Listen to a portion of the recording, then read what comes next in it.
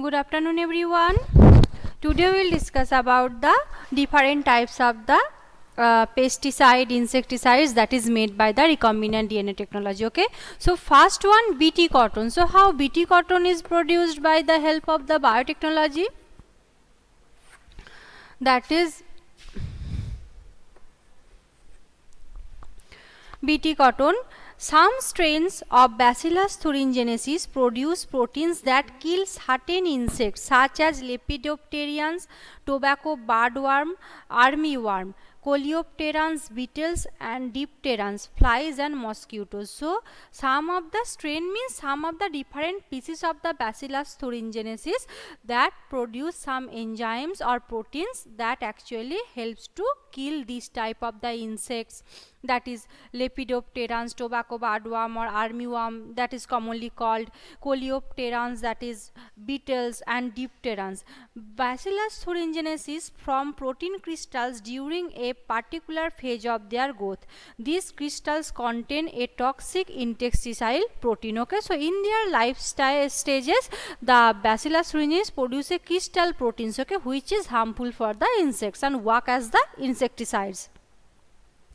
Why does this toxin not kill the bacillus? Actually the BT toxin protein exists an inactive protoxin, but once an insect ingests the inactive toxin, it converted into an active form of toxin due to the alkaline pH of the gut, which solubilize the crystals. So when these crystals, because that is a protein but harmful protein that may produce Bacillus thuringiensis or any other, so if the toxins produced in their body that may be harmful for their body, but that never happened because they are, that is when present in their body, that is in the form of the protoxin, the previous form, that is deactivated toxin, but when it enters inside the insect gut, they activated and they converted into activated toxins because the alkaline pH that present in the gut of the insects. Okay,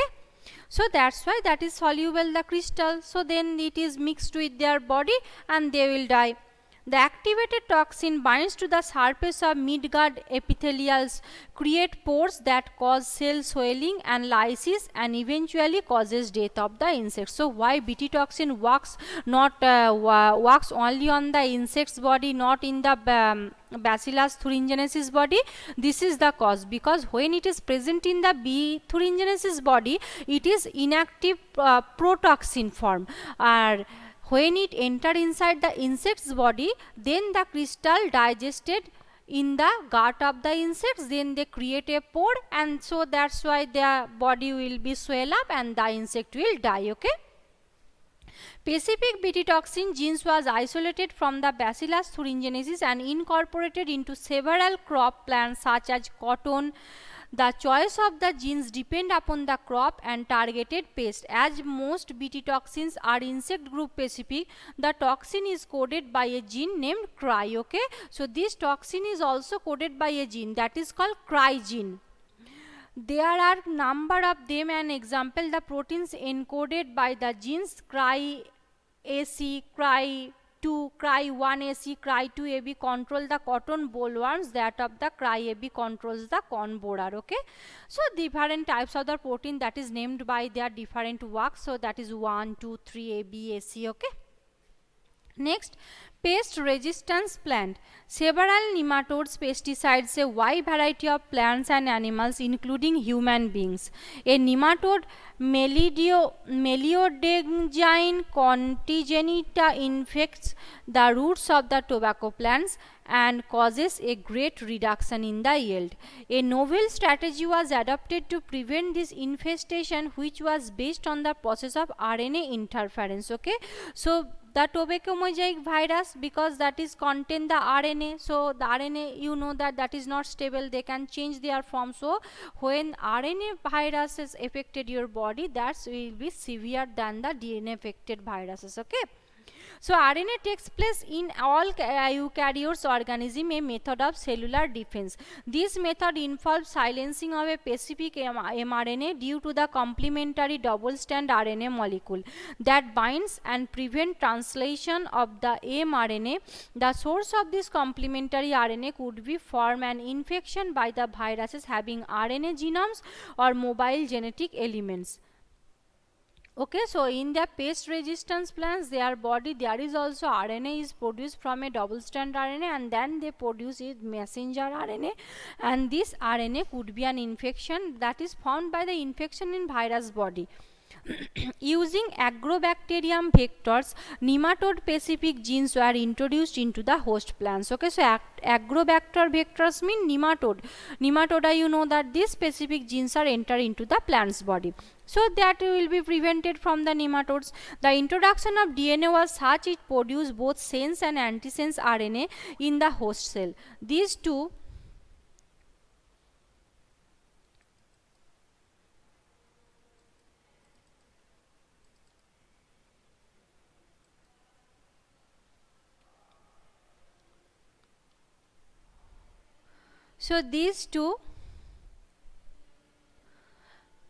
RNA beings complementary to each other form a double strand RNA that initiate RNA 1 and thus silent the specific mRNA of the nematode. This consequence was that parasite could not survive in a transgenic host express specific interfering RNA. The transgenic plant therefore got itself protected from the parasite. So what actually happened when the RNA nematode specific RNA enters into the host body, they also produce this double strand RNA. Then RNA1 silence, actually silence means deactivated the RNA of that nematode. So that's why that body is totally prevented from the nematodes. Biotechnological application in medicine. So that is the application in the case of the agriculture, plants, this how you can use in their medicine.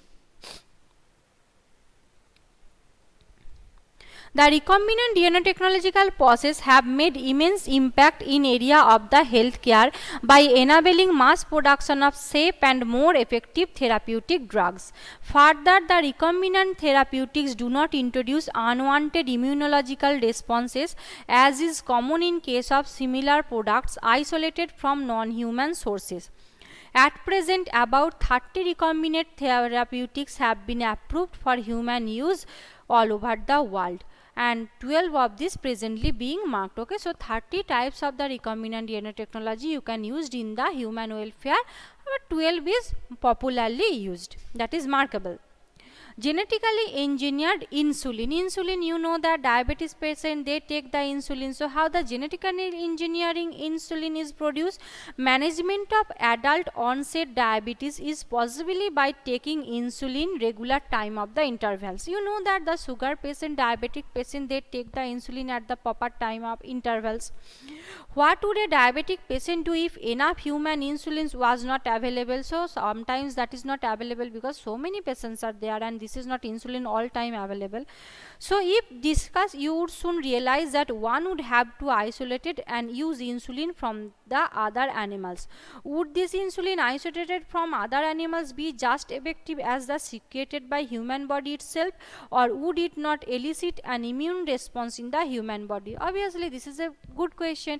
You can take the maybe separated or isolated insulins from the another animal's body, but that will be compatible to your body or that will be matching with your body? This is a big question.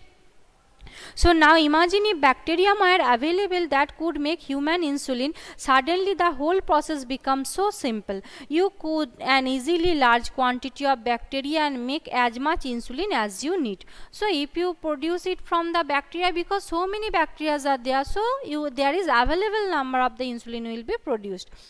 Think about where insulin can be orally administered to diabetic people or not. Why?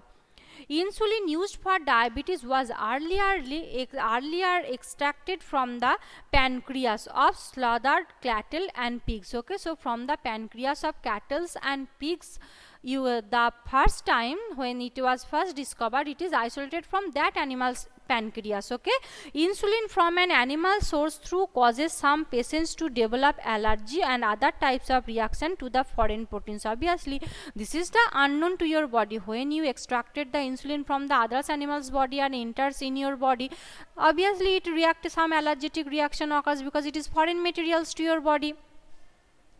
Insulin consists of two short polypeptide chain A and B. Okay, so insulin has two chain A and B, that link together by disulfide bridge. Okay, chain A and chain B both are linked by disulfide bond.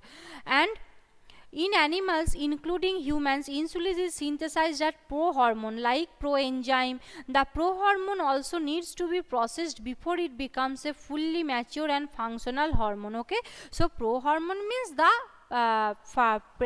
mature hormone, that is when fully formed hormone, the previous stage of the mature hormone. So insulin is collected in the form of the prohormones, proenzyme, before it becomes a fully mature, which contains an extra starch called the C-peptide. So when the insulin extracted as a prohormone, there is extra starch, carbohydrate is present, that is C-peptide. This C-peptide is not present in the mature insulin and it is removed during the maturation into the insulin. Okay, so when the insulin is mature, then it will be removed. If you can take before maturation, so there is no C-peptide is present. The main challenge for production of insulin using rDNA techniques, recombinant DNA technology, was getting insulin assembled in a mature form. In 1983, Eli Lilly, an American company, prepared two DNA sequences corresponding to A and B chains of human insulin and introduced to them the plasmids of E. coli to produce insulin chains. Chains A and B are produced separately, extracted and combined by creating disulfide bonds to form the insulin. So when first they intake the insulin from the animal's body, that is not possible to enter or introduce in the human's body because their structure, their proteinaceous structure, that is absent. So what they do just the examine what is present in the human's body insulin. So when mature insulin is formed, then they saw that when it is present in the prohormone form, there is C-peptide is not present, that is present in the mature form. So Eli Lilly, this type of a drug company or medicine company in the America, they produce two, and they examine that the insulin has two bonds, A chain and two chains, A chains and B chains, and both chains are jointed by a disulfide bond. So they artificially produce these both chain, A chain and B chain separately. Then these two chains enters into the E. coli, that is cultural medium Escherichia coli, enters into the E. coli body. There they artificially form the disulfide bond. So just like as the human insulin, two chains also present, disulfide bonds also present. Then they multiply them in the body of the E. coli bacteria and then they introduce into the human's body. Gene therapy. If a person is born with the hereditary disease, can a corrective therapy can be taken for such disease? Sometimes genetic disorders, Turner syndrome, Down syndrome, you have known that, and so many syndromes are there. So genetic disorders are, you can may be cured by this type of the gene therapy or recombinant DNA technology. Gene therapy is an attempt to do this. Gene therapy is a collection of method that allows correction of a gene defect that has been diagnosed in the child and embryo. So when that is in the form of the child and embryo, if it is diagnosed that the child has some genetically fault or default is present in their body, that may be cured by the help of the gene therapy. Here genes are inserted into the person's cells and tissue to treat a disease. Correction of a genetic defect involves delivery of normal gene into the individual or embryo to take over functions and compensate for the non-functional gene. The first clinical gene therapy was given into 1990 to a 4-year-old girl with adenosine deaminase deficiency. This enzyme is crucial for the immune system to the functions. Okay, so first that is saw that a 4-year-old girl with has the adenosine deaminase deficiencies, ADA hormone deficiency. So that is crucial for the immune system because ADA is important for our immunology. This disorder disorder is caused due to the deletion of the gene of adenosine deaminase. So that is deletion. Some part you know that deletion, assertion in the mutation, that is the deletion. Some portion of the gene is deleted from the parent gene. Okay. And some children ADA deficiency can be cured by bone marrow transplantation. In others, it can be treated by enzyme replacement therapy. In some, functional ADA is given to the patient by injection. But the problem with the both these approaches that they are not completely curative. Obviously, gene is, you know, that is the main unit of your body of the characteristics. You can cure some things, but not only totally, because if there is gene is the problem in your gene, so how should you build up your characters? You looking like the different, but that is maybe you can replacement, enzyme replacement by the injection, or you can produce the genes and separately DNA recombinant technology, you can cure them some parts. As a first step towards gene therapy, lymphocytes from the blood, the patients are grown in a cultural outsides of the body. Lymphocytes, that is important for our immunology. So that is produced in the outsides of the body in the cultural medium. A functional ADA cDNA used a retroviral vector is then introduced into the lymphocyte, which are subsequently returned to the patient. So then the gene, you know, that is because that is foreign material, that is not directed introduced to your body, so they then attached with a vectors, then that introduced into the host body and then work as normal. However, as these cells are not immortal, the patients require periodic infusion of such genetically engineered lymphocytes. However, if gene isolation from the marrow cells producing ADA is introduced into the cells at early embryonic stage, it could be permanent cure. So it may be cured, but if it is work properly and if you cured it in the now primary stage, child stage, when you grow up and the genes is also grow up, become mature with your body, so it's maybe permanently cured. But when in the occurs in your growth stage or adult stage, that not permanently cured. Okay. Molecular diagnosis. You know that for effective treatment of a disease, early diagnosis and understanding of a pathologically is very important. Obviously, anything when you cured, you first know now what is happened with your body, then you can cure that disease. Using conventional methods of diagnosis, serum and urine analysis, usually detection is not possible. Recombinant DNA technology, polymerase chain reaction and enzyme-linked immunosorbent assay, ELISA. So what is the full form of the ELISA? That is enzyme-linked immunosorbent assay are some of the techniques that serve as the purpose diagnosis. So many techniques are there. By this help of these techniques, you can diagnose that what is the type of the disease. Presence of pathogen, bacteria and viruses is normally suspected only when the pathogens are produces disease system. Viral fever, some bacterial disease, there is some something occurs, that is abnormality occurs in our body. You are sneezing, their temperature is high, your maybe something loose motions occur. So virus disease and bacterial disease you can diagnose by seeing some symptoms. By this type, the concentration of pathogen is already very high in the body. However, very low concentration of a bacteria or virus can be detected by amplification of their nucleic acid by PCR. Can you explain how PCR can detect very amounts of the DNA? PCR is now routinely used to detect HIV in suspected AIDS patients. It is being used to detect mutation in genes in suspect cancer patient too.